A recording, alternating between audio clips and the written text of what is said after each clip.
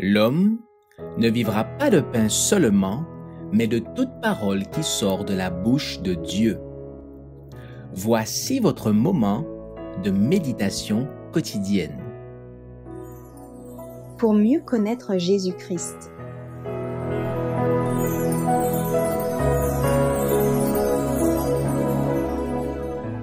Portez de bons fruits le 7 mai.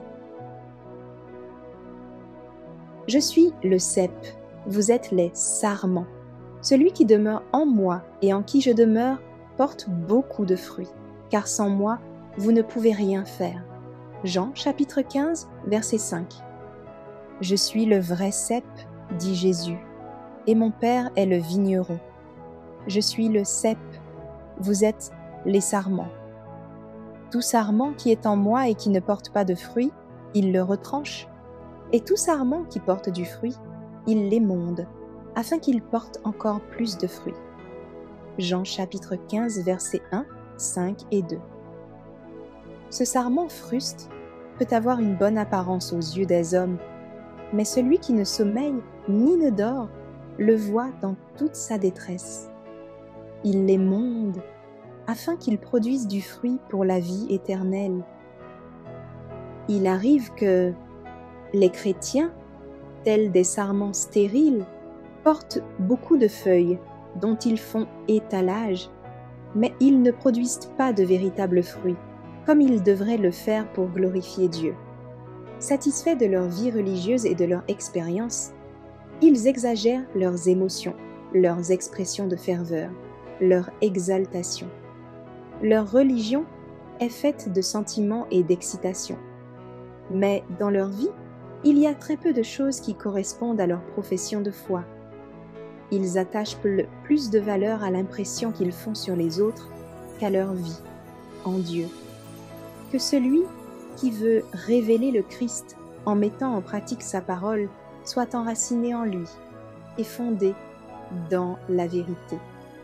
Mettez de côté tout ce qui exalte votre moi. Que votre manière de vivre et d'appliquer les leçons du Christ soit seule à parler de votre parfaite obéissance. La formation du caractère doit se faire jour après jour et d'heure en heure. L'action du Saint-Esprit se révèle extérieurement par l'apparition du fruit, qui mûrit et se développe pour la gloire de Dieu. Une riche vie intérieure se traduira par une abondante récolte. À la louange de celui qui nous a appelés des ténèbres à sa merveilleuse lumière. Si le Seigneur Jésus, l'espérance de la gloire, est formé en nous, notre vie sera riche en bonnes œuvres et correspondra à la vérité à laquelle nous prétendons croire.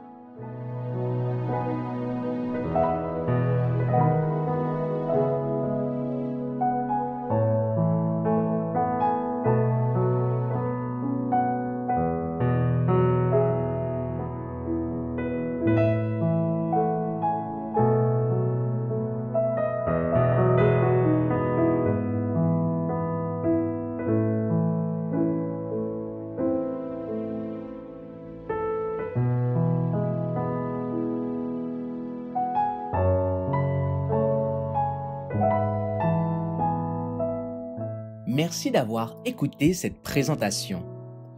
Assurez-vous de nous rejoindre demain pour votre moment de méditation quotidienne avec lereste.org.